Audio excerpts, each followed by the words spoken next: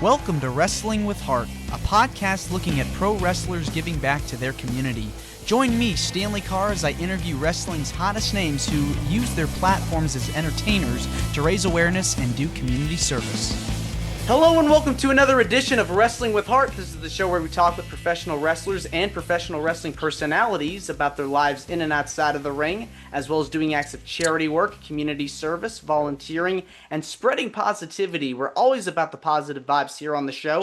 And with me right now, I've got a very special guest.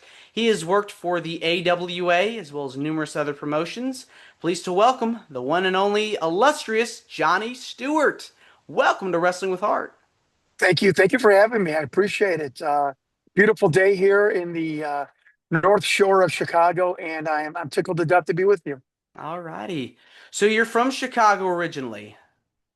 Yeah, I was born and raised the far northwest side of Chicago, which kind of buttressed all of the suburbs, or a lot of the suburbs, right by O'Hare Airport. Very nice upper middle class area. Because the illustrious one wouldn't be raised in any other area. No, I'm kidding. Yeah, I had like a lot of people in the wrestling business, it seems like, or the entertainment industry. I had a great childhood. I had great parents. I'm not saying it was perfect, but I had a really, really nice, typical Americana childhood where 30 kids around the block. We stayed out from 8 in the morning till the street lights came on. It was magical. And, to live in a neighborhood now where all of my neighbors make huge money, but their children are never outside on the street because they have nannies and stuff like that. There's a glaring, I'll finish up here. There's a glaring, stark reality that I had a very blessed childhood. And it seems like there's a lot of chock full of wrestling history around Chicago and the Midwest area as well. Yeah. So getting the chance to watch a variety of different promotions and products during that time, who were some of your favorites growing up to watch? Yeah, that's a great point. And I try and stress this with every wrestling interview. I don't do a lot of these, by the way, obviously. But that I had the unique experience too of my childhood and young adult years of being a kid of the TV generation. I got hooked, like we all did, even though we played outside nonstop. I got hooked, and the wrestling show that we watched in Chicago was Dick the Bruiser's wrestling show from Indianapolis, which was horrible, but at times energetic and dramatic. They always left you hanging at 11:57 as they were going off air. This is Sam Edeker. Time limit, as much as the time of TV time they'll let us. So there was cliffhangers every Sunday morning, which looking back, I really enjoyed. And as I got into high school, being obsessed with pro wrestling and wanting to do it for a living, then the Von Erichs TV came into Chicago. Vern Gagne's TV came after Dick the Bruiser on Sunday, and Ted Turner's world class or WCW or NWA, the Crockett's came on Saturday afternoon right after the Von Erichs. So when people say, "Jesus, John, we never knew you were that much of a historian and how much you know about old time wrestling," and I'm going to tell you something, from Saturday afternoon to Sunday at 1:00 in the afternoon, I had 5 hours of pro wrestling and really got to watch some of the best in the business as far as minds and theory and matches and whatnot. What was good, what wasn't, what worked, what didn't. My friends and I would dissect each television program. So I was a student, really, when I started in Memphis with Jerry Lawler. At my 19th birthday, I was really a student of the game and could dialogue with a lot of the older guys about the business, whether it be Buddy Landell, Bill Dundee, Billy Travis, Jerry Lawler, so on and so forth. So I had some acceptance there because I knew a lot about the wrestling business and was just, again, hate to keep saying it, but really blessed for the experience that I had. Did you have a certain favorite growing up or favorite wrestlers that you enjoyed watching? Yeah, Hulk Hogan changed my life. I tell this to everyone. And everyone that says he wasn't the greatest in the business, did you see him live in person in the mid 80s? Did you? I ask people this. Well, no. Okay, shh, quiet. Because you don't know what you're. Hulk Hogan came out into an arena. My body vibrated. It was like a religious moment. That's how much charisma that he had. So Hogan made me just like immerse myself in the wrestling business. I gravitated to the Road Warriors because they were on. I loved Gino Hernandez. Uh, uh, my friends and I were just thought Bobby Heenan comedically, not laughing at him, but laughing with him. I've had this conversation with Jim Cornette. I didn't laugh at Bobby Heenan. The fans didn't laugh at him, but when he got his comeuppance, right?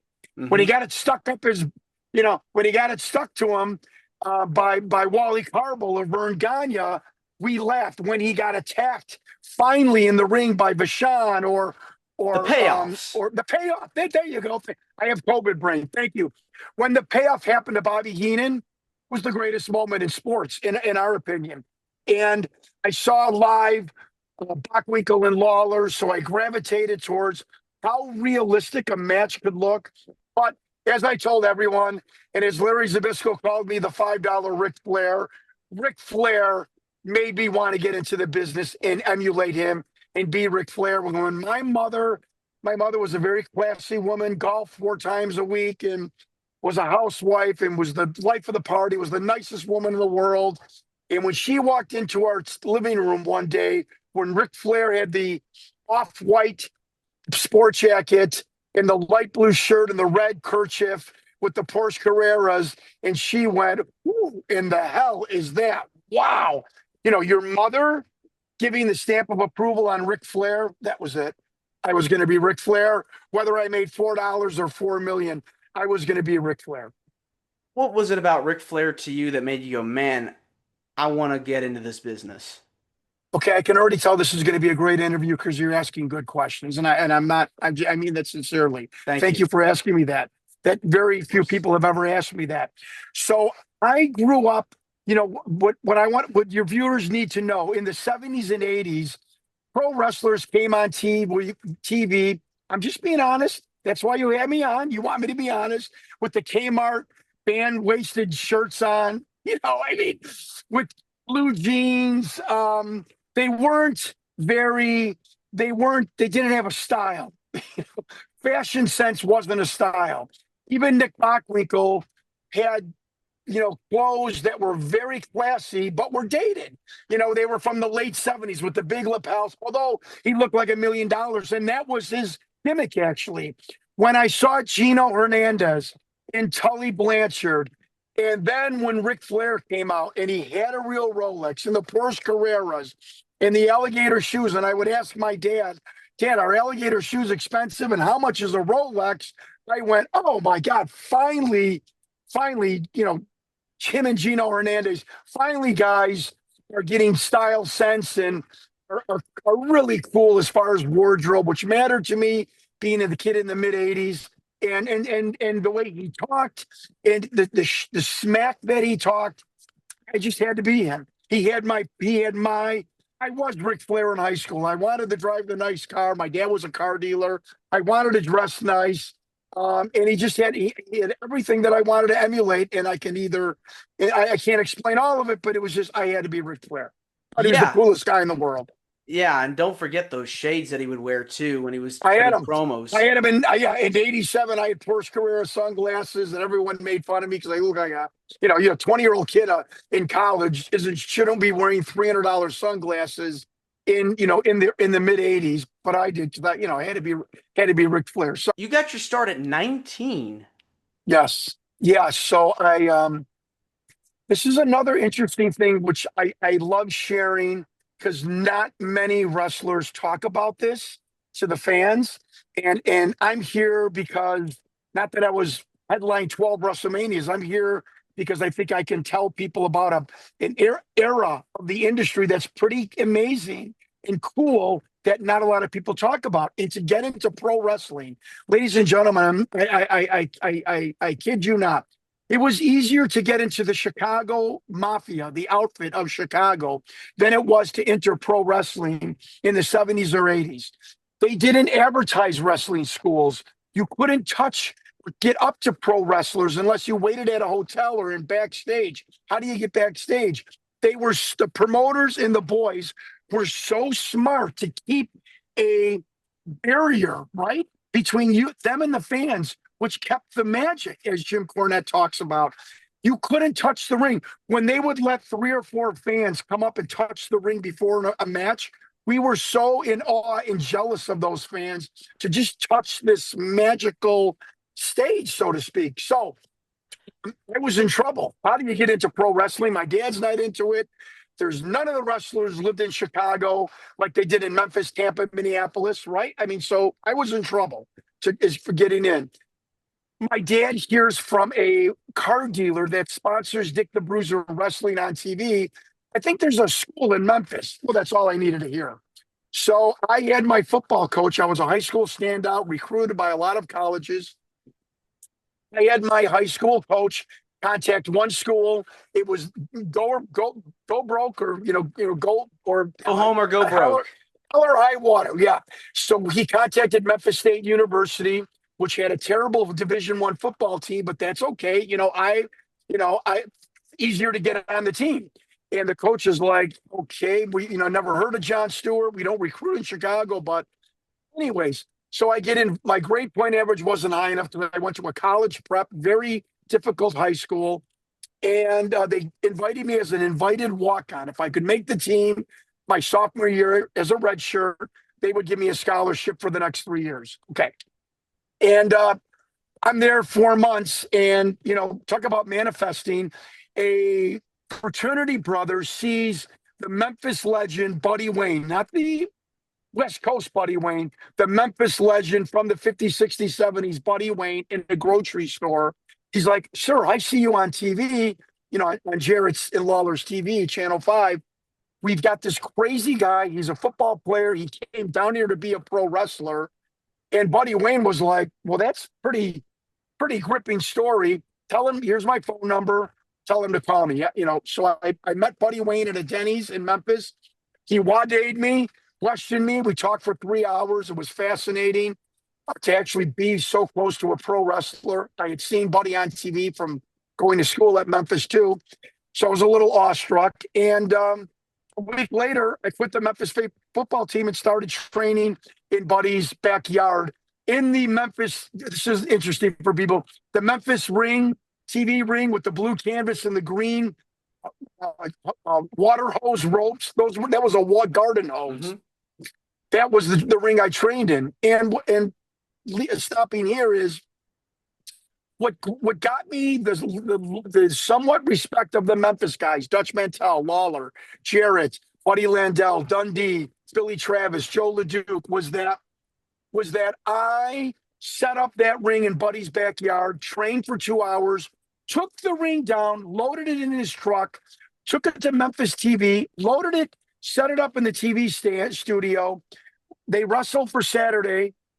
We took it down and then took it to a spot show. I set it up again, took it back down for the next week, and did this for like 6, 7, 8 weeks. That gave me a tremendous amount of respect with the boys.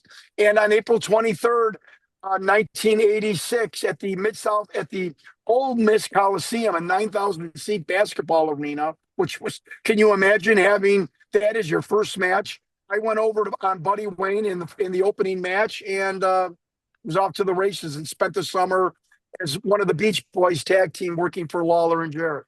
Yeah, I mean, talk about humble beginnings, getting the opportunity to do that on a weekly basis to kind of like serve as your training while you're prepping for your big debut. Yeah. Talk to me about the training process, learning how to wrestle. Were you scared? Were you nervous? Did you feel like you got it down? Well, that's interesting because, Mick Foley tells a similar story. Doing the routines with my friends in high school for so long. I mean, screwed around pro wrestling every day. I made them. They weren't that into it. Seeing the 2020 episode where he shows John Stossel how to lock up and stuff. When I got into the ring with Buddy Wayne, he goes, "I want to show you a lockup," and I said, I know how to do one." And he goes, "What?" I locked up with Buddy Wayne with my hand in the back of his neck, and he looked at me, he goes, "Okay." So I was adroit at the basics of wrestling, which really, I only trained for 6 weeks and I had my first match because I got it so quickly. I adapted so quickly. But a little interesting aspect, and I'll stop here, was that Buddy Wayne was trained in the 50s by guys who were trained in the 1930s. Does that make sense? Yeah. So in the way they trained was kind of shoot style with a little bit of work style. And that's it. Spots. There was no spots in the 1930s. So what is awesome, I'm so grateful that I trained like a 1930s wrestler would train. We had these weird techniques of flipping our feet so that when we got Beal thrown into the corner, when we spun around to face our opponent, our feet were still pointed at our opponent. And that took like 7 days to learn that little flip-flop maneuver. And it was amazing. I really am very grateful for the way I was trained, and got smartened up about 3 days before my match with Buddy. It's a work, but it's still, this, that, and the other. And so the training was very hard. He wasn't a monster as far as, oh, you're going to run 10 miles and 8,000 sit-ups. I mean, Buddy could see that I was in shape, that I was tan, that I was, probably had a nicer physique than 70% of the Memphis workers, especially the enhancement guys that look like absolute crap. Go watch a 1986 Memphis TV match. You'll see what I'm talking about. So yeah, it was exciting. My God, when I stepped in the ring the first time, I mean, I had an out-of-body experience. It was incredible. So very lucky. Were there any pieces of advice that Buddy gave you starting out that you recall that you've even applied to today after stepping in the ring? God, another great question. Buddy was the greatest storyteller in the world, but almost like my father. And this is a little weird. My father was a kind of like, jump out of the rowboat and learn how to swim. With little pieces, little bits of advice. Buddy never told me about the handshake, and because he hated that. He thought that was so stupid and demeaning to the boys. Like, I'm a man, shake my fucking hand like a man, not this little, the little handshake, that's, ladies and gentlemen, we were like tradesmen, was for when someone entered the locker room in the 60s, 70s, and 80s, and you never saw him before because the territories, guys were coming in and out left and right. You didn't know if a guy was a worker or not. You would give them the handshake to know, oh, he is a worker. He's smartened up. He's given me the code. And Buddy never taught me that. But Buddy, I sat there, and I will say this story. I sat there with Buddy and watched the Mid-South Coliseum matches from match 1 to match 8 for 7 straight weeks with Buddy next to me in the back, giving me commentary. Why would he do that there? Why in the hell he talk like this? John, let me ask you something. Why would Billy Travis blah, blah, blah, when he could have, does that make any sense? You want to talk about getting your PhD and listening to this and watching and getting this dictation in this commentary from this star veteran was instrumental. And, he just told me about saving money, always dressed like a professional. He said, if I ever see you in blue jeans and a T-shirt, I will knock the shit out of you. Buddy, even though we had dated wardrobe, he always wore a sports jacket and dress pants. Always, always, always. And he demanded that I dress like a professional too.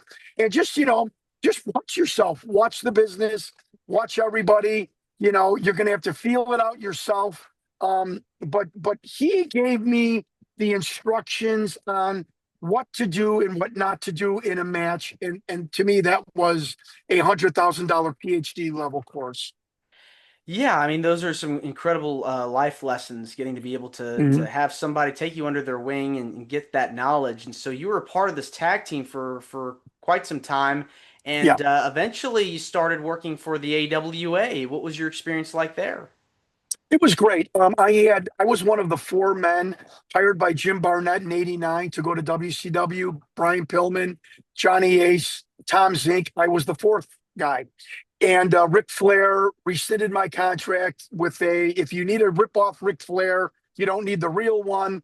You're going to bring this goof in, with a Ric Flair character. I'm done. And that was a story told me by Jim Barnett, Cornette, All Dangerously, and Eddie Gilbert. And Eddie Gilbert really fought for me. In a 4-year, $150,000 a year verbal contract with Jim Barnett. I should have sued them. They made me drop out of college at the time. I'm not griping. I'm not being sour grapes. I'm just telling you what happened. And when it was rescinded, Vern and Greg heard about this through the grapevine, sent Dale Gagner down to scout me. And the next week I signed a, per night deal, per night deal with Vern and Greg, and worked with them from '89 to '91. And best experience of my life. The AWA was my Chicago Bears. It was our pro wrestling organization in the '80s and '90s for Chicago. So tickled to death to do that, to be on ESPN every Monday.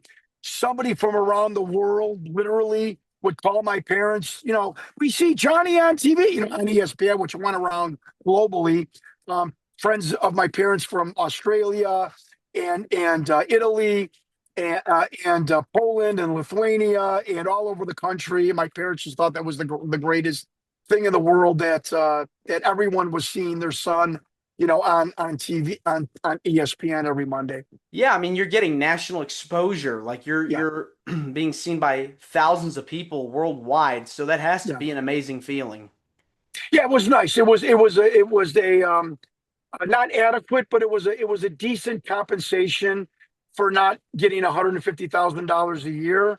I knew that I was still 21. I had so much time to continue to grow in this business, which happened and didn't happen for a multitude of reasons. And I am unlike most pro wrestlers. I admit all of my faults, and I call myself that. Most of my failures in this industry of not making a lot of money are all to blame, really, to me. And you don't hear that a lot from the older generation, but I'd like to break that mold and take accountability and take ownership. But yeah, it was great to just, it just seemed like every I was always getting hired, from Lawler, and then Dick the Bruiser hired me. And then all of a sudden, Windy Sam's this year from Windy City Wrestling recruited me. And I went from there to Sam, and then Jim Barnett and WCW recruited me. I didn't have to make a phone call. And then Vern Gagne hired me, and I didn't have to make a phone call. And so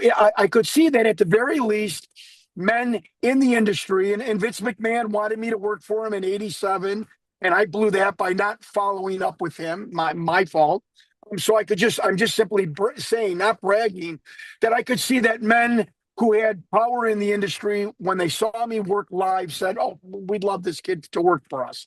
And that is a good feeling. And when you see most of the people in this industry, the old timers, not have any money or dead at an early age, to be 58, still married, not hooked on any drugs, relatively healthy, and knowing that I was respected and I was recruited and wanted by the majority of the people in the business that had power. That's a very nice feeling I carry with me, which is why I'm not bitter at all, like a lot of old time guys. And And I you am an old timer. and you've got those memories that you still cherish and you tell your Oh yeah. friends about Oh that yeah. Yeah. the times you had and the friends you were able to Yeah. be around and all the memories that, from your time in the business. So, I mean, it's good for you for being able Yeah. to Thank you. be Thank able you. to have such an amazing career and look back at it fondly. Um, Yeah. you got to be in the ring with a lot of different people over the course of Yeah. your career. Who have been some of your favorite opponents that you got to wrestle against? Well, my biggest match probably is against Slaughter on the ESPN main event. So that was probably my biggest match. And Greg and Vern wanted to put Sarge and I around the horn, so to speak, in semi or main event matches to see that could draw any interest and any, revive something, which was it was pretty, I was pretty flattered by that. And the fact that I was the last man Sergeant Slaughter wrestled before he went to the to wrestle Hulk Hogan for WrestleMania and did that program. But other guys that I wrestled, and I say this a lot, like Baron Von Raschke, did we have great matches? Well, as far as the crowd's concerned, yeah. But you'd be on the road for 15, 20 days, and you get to an arena, it's the summer, you're dead tired, you're hot, and you see your name against Baron Von Raschke, and it's going to be a night off. It's going to be walk and talk. And, my matches with George the Animal Steel when I started the new AWA Wrestling Superstars with Dale Gagner in front of, 4 or 5, 6,000 people. George and I just tore each house down. Every time we worked together, we were so simpatico. The chicken shit heel versus the monster, Beauty and the Beast type baby face. Other opponents that I loved working. The Honky Tonk Man was great. I got to work the original Midnight Express, which was awesome. And back in Memphis, working with Bill Dundee, Dutch Mantell, Rip Rogers. Legends in the business. It was just amazing. And, also got to work a lot. Paul Diamond in the AWA and Greg Gagne, which we had just great matches. Paul and I worked. We were married together. This is what they call it when you work each other day after day. We were married together for the summer of 1989 with Vern. And it was great because you had great matches. You had a guy that got it. He knew I got it, and he knew I would take care of him. He liked me. I liked him. When you have that chemistry, I would akin that to like a Flair and Ricky Steamboat. When you have that type of chemistry, it's great. And few other names, Road Warrior Hawk, Hacksaw Duggan, had great matches with him. I really got to almost wrestle or travel with or room with just about everybody in the wrestling business from 2004, back down. And I'm just really, really, really lucky to just touch and be with these guys that I watched when I was in high school. And I was and to be in a ring with them or on an airplane or in a car or in a locker room, it was mind-boggling. It was like if you were obsessed with the rock and roll business and now you're with Van Halen or, you're with Led Zeppelin or Bon Jovi. It was surreal to be in the ring with Baron Von Raschke or to see Baron Von Raschke or Dick the Bruiser cut a promo on me on TV. I watched them cut promos on guys 5 years ago. Now it's Jonnie Stewart. They even had a name for me, Jonnie Stewart, and they're cutting a promo, and they've got a little effigy of a weasel, and it was unbelievable. To me, it was unbelievable. Marking out, I did, yes. There's no better feeling in the world to be like right across from your heroes, getting the chance to work with them and be a part of something incredible. Yeah. Do you keep up with the business at all today? Oh, those guys. I never watch the business. I click on it. It's just not my thing. It's not my cup of tea. It's too rehearsed. It's too boom, boom, boom, boom, boom, boom. I was the walk and talk days where you got to feel for the crowd. I know that's old school, and I know that's probably not TV friendly. I get that, but this repetitive boom, boom, boom, boom, boom, boom, boom.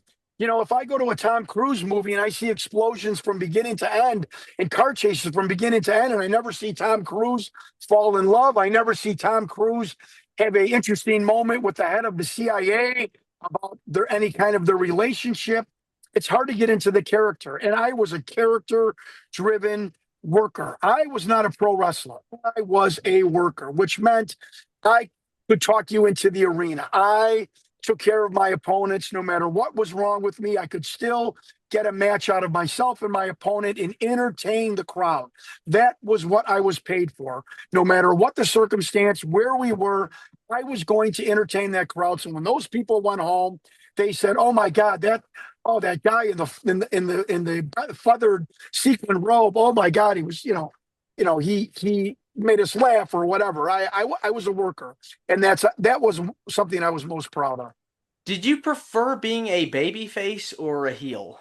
Heel all day. I despise being a baby face. I hated it. I probably would have quit the business if promoters would have kept making me a baby face. I absolutely lock, stock, and barrel hated being a baby face. And the guys that were, God bless them, because if I didn't have somebody to beat up, why come to the matches? And if somebody wasn't chasing me or wanting to beat me up, why come? You got to have the road runner and you got to have the coyote. You have to. Why were you more why'd you prefer being a heel more? What's better about being a heel than it is about being a baby face to you? I just had this internal obsession and feeling of wanting to stop and wanting to be in control and calling the moment where I would get the comeuppance, or that word that you said before, I would finally get payback. To me, that was orgasmic. It was orgasmic. I am telling you, most wrestlers won't because they want to put themselves over. I am telling you, some of the best moments of my career was putting someone else over and hearing the scream, the road warrior, pop, if that's what you want to call it. Some of the best moments of my life. I put DJ Peterson over in the St. Paul Civic Center. It hurt my ears when they screamed so loud, not for me, for DJ, but they screamed loud for DJ because he got over on Jonnie Stewart. I remember once when I put over Vampiro, we had about 5,600 people in Arkansas at the Civic Arena. And when I put him over after beating the shit out of him from pillar to post in a hardcore match, and when he finally went over on this weasel, this cheater, it was incredible. So some of the best moments were putting someone else over and hearing that pop. That to me, that signified that I had done my job. And I just hated being a babyface. I just hated it. I hated it. Well, you're giving back to the business, being able to help the next generation of talent that's being able to grow, and you're there making sure that they're getting over to that next level. Right. And I want to switch gears now and talk about some of the stuff you've done outside of wrestling, being able to help out and give back in the community. So what kinds of things have you done to help others out over the years? I was always a big guy on Thanksgiving.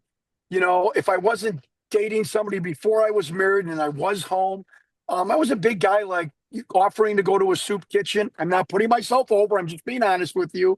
My mother raised me with a tremendous amount of empathy, which is probably why I never became a psychopath. And I'm actually being serious because the wrestling business, the entertainment industry, and I'm telling you the truth, can create a psychopath in the making, or a sociopath, or somebody personality disorder. It is just the nature of the industry.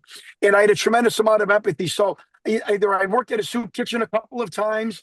I would make sandwiches with some of my neighbors in the condo that I lived in before I got married. And later on when I got married, my wife and I and my children, I always wanted to show my children about it's not all about you, it's about giving back. And I have the Kardashian girls as daughters, they're 23 and 24, and they're modern, millennial kids, and it's all about them and all about that generation. And I hope I've imparted with them that it's not a bad thing to go to we have a food pantry where I live in Deerfield, Illinois, and it's very robust. And we go there, try and go there once a year to bring stuff, organize camp for it. Donating at the church. I belong to a church which is like 2 blocks from the Home Alone house. I'm giving a plug.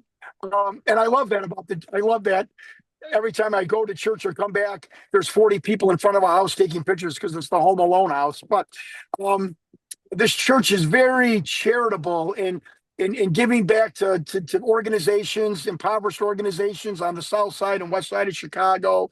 We have a huge rummage sale every year that my wife and I work actively in. My parents taught me about showing up in some way, shape, or form. You can't let everybody bake the cakes for the church bake sale. You can't let every other father and mother coach the soccer or baseball team. You've got to participate too. It's important, and it's important to show your kids that there is something more than just yourself and your own ecosystem. And that's one of the things I enjoyed when I ran for politics, especially for governor in 2018 in a campaign. I did not win. for 18 months, I went around the state of Illinois, listening to people's problems, looking them in their face, telling them that if I got elected as governor, I would do whatever I could to help out their situation, and seeing, oh my God, I'm almost getting a chill right now. Seeing their face, their look of, oh my God, politicians listening to me, and the legalization of marijuana, which I was the first candidate in 18 on my website to push, knowing that the law got enacted because I started that fire, and $400 million in tax money is coming back to Illinois, which helps Medicaid programs and insurance for people that can't afford it, and food programs and food pantries. I'm very proud of the work that I did do, and I could do more. I want to do more. It's something that every night I pray to God and my Creator that, I'm living a blessed life. I will always try and give back, and I will hold to that till I am, till I can no longer have breath in my life of just doing something for someone else. It is so powerful, and it gives you a great feeling, and that's not just a cliche. It shows that you are something more than yourself. That you're caring about your neighbor, and you're caring about that kid that you might not have met, or that single mother with 3 kids. They can't feed them properly. To make a little bit of a difference in that is touching. It is. Now, was there a particular event or thing that you did that was very heartwarming, and something that was just very emotional, that you just recall, that was Yeah. something you enjoyed doing? Yeah, when I was campaigning for state representative all the way back in '97, my wife, who was my girlfriend at the time, was on the other street corner. Imagine this, you're in downtown Chicago amongst all these skyscrapers. It was Sunday, freezing out. My wife's on the other corner collecting signatures, and these two older black females, I think they were sisters. They were out of like a Tyler Perry movie. And just jovial, beautiful human beings. And they come up to me and they ask me what I was doing, and I would see them every time I was out there on the corner collecting signatures over the past few weeks. And I ended up taking them to Subway down the street, and having lunch with myself, my wife, and them. And they were telling me their issues, and they were crying, and I got emotional. And I will never forget those two. And when the third time I saw them on the street corner, a nun from the church across the street overheard our camaraderie ship, and she got involved, and she took their name and numbers and was trying to do some outreach for them. And it might sound like a Pollyanna and a Frank Capra movie, but that is something that I will remember for being charitable or in politics. That I really felt that I had done something, and it was just last week. My wife and I dropped off a little kind of care basket for this homeless person and her son, who are out at the Walgreens that I go to after church every Sunday. And my wife just last week dropped off coloring books. And when you do something like that, and again, I'm not patting myself on the back. It's just you go to the dollar store, you spend $10, and you change somebody's afternoon. When I saw the light in his eyes, like, wow, some adult is not just throwing $1 in my mom's cup; he's actually doing something. It's remarkable. It's the greatest feeling in the world. Yeah, I mean, there's no better feeling than to help someone that's going through a hard time in their life when they're struggling, and you see the faces of them, the people that you're giving to and helping out, and Yeah. it just really goes a long way. My dad was very smart guy, very good businessman, happy guy. Not one of those dads that was always pissed off. But my dad said something to me one day. We were in the automobile industry for 45 years. My dad was in it for 50 years. And I would see, and believe me, he didn't do stuff for free. But I saw him so many times do little acts of charity or treating.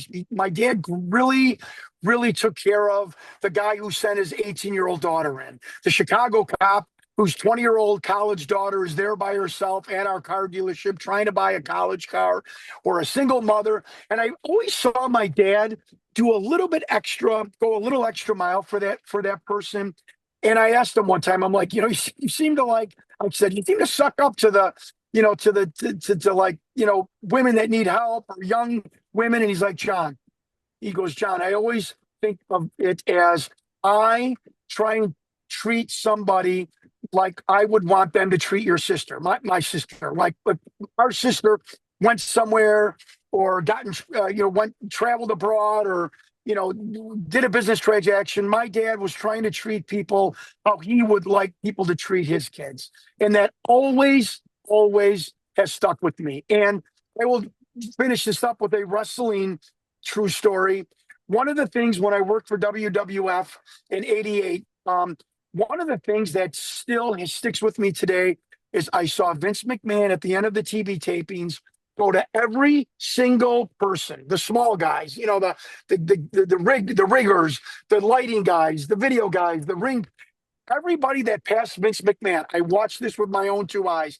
He said, thank you, thank you, thank you. A sincere thank you, thank you, thank you. I will never, ever forget that about Vince McMahon, how he treated the little people, the workers, so to speak, the blue collar people, everybody got all the jobbers, everyone, if he was in proximity, would get a thank you from Vince McMahon. That changed my life. That really did. And I remember that. And I still remember that in the business world today. I'm still in the automobile industry as a corporate buyer. So any, a driver, a hiker, a ring person, a wipe down person, somebody at the car wash, a detailer, everybody deserved a hello, a pat on the back, a thank you. I encourage people to remember how Vince McMahon acted in front of me back in '88. Oh, it just goes a long way, to make a difference in someone's life because you just never know. Yeah. You just never know. Why do you feel passionate about giving back to your community? Well, because it pays benefit. Even I tell people, even if you're selfish, even if you don't care, doing this, doing charity, giving back, being a little bit courteous, generous, being the nicer person at times, that pays dividends for you. For you. These psychological studies of people that are philanthropic, for people that donate, that tithe, they call it in the Baptist ministry. Ever since I started, I'm the cheapest guy in the world. Anybody will tell you this. But now I dropped a $5 bill in a Salvation Army kettle. My wife almost passed out. I have, in the past 3 or 4 years, become so charitable, whether it's just giving the change back, keep the change, at church, people on the street, where I normally wouldn't because I was a cheap ass. I have seen dividends in my life financially, and psychologically, it's a proven fact. So even if you're a Scrooge, even if you're a miser, giving back to people, especially financially, does have a financial payback and benefit for you. So it's a win-win. But I have a striking feeling that even this cheap ass, when I did it, the internal feeling I got was incredible. I'm the happiest I've ever been in my life. I tell everybody this. There's a number of reasons for that, but I think it's a lot to do with I'm no longer focusing on myself. Past 4 or 5 years, I'm focusing on other people, other things. Thinking outside of the realm of Jonnie Stewart. I'm in the entertainment industry. I'm a businessman. I'm the lone wolf. Me, me, me, me, me. The minute I stopped doing that, the minute I started giving back, folks, I'm not coming down here to bullshit you. I mean, I am telling you that my life has changed in numerous ways, and showing other people, like my children, my grown adult children, that philanthropic lifestyle or that type of giving back. I could see a change in them too. They're starting to emulate that where they were, wouldn't ordinarily. And I encourage everybody to do that because it pays dividends in every area of your life. And I mean that. It definitely does. It makes you feel good inside when you're helping Yeah. someone else. Yeah. It really does. Not just for them, but for you as well. Johnny, this has been wonderful getting the chance to speak with you. I want to say thank you for coming on to Wrestling with Heart. It means a lot to me and to my listeners and viewers that are watching this on YouTube. Where can people find more about you? If people want to ever email me, I love giving out my personal email. I'm really good about answering emails. It's John, Jon, Allen, Alan, and my last name Stewart at AOL.com. And I'm very grateful when people reach out, and I do answer all my emails. I don't have a secretary or a personal assistant, and I'm not on social media, so that's where people can get a hold of me. All right. Well, Jonnie, thanks again, and you're more than welcome to come back. Thank you, and thank you to your listeners and viewers. It was an honor talking to you. Thank you for reaching out, and thank you for having me on. All right. Take care. This is Wrestling with Heart. I hope you found this podcast to be informative and entertaining. If you did, please hit the subscribe button and look out for the next edition.